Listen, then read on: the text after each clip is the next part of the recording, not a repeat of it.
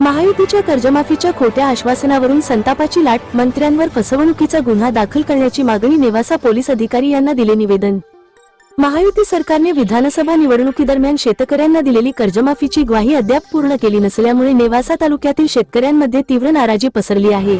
निवडणूक काळात दिलेले आश्वासन हे केवळ जनतेची दिशाभूल करण्यासाठीच होते, असा आरोप करत शेतकऱ्यांनी आक्रमक पवित्रा घेतला आहे। गिडेगावचे अनिल साळुंके आणि दिघीचे बाबासाहेब नागोडे यांनी मुख्यमंत्री देवेंद्र फडणवीस, उपमुख्यमंत्री एकनाथ शिंदे, अजित पवार तसेच कृषीमंत्री माणिकराव कोकाटे यांच्यावर फसवणुकीचा गुन्हा दाखल करण्याची मागणी करत थेट नेवासा पोलीस ठाण्यात निवेदन सादर केले। शेतकऱ्यांची फसवणूक करून निवडणुका जिंकणं म्हणजे जनतेच्या भावनांशी खेळ करणं आहे। जर सरकारने त्वरित ठोस पावले उचलली नाहीत तर तीव्र आंदोलन करण्यात येईल, असा इशारा साळुंके आणि नागोडे यांनी दिला।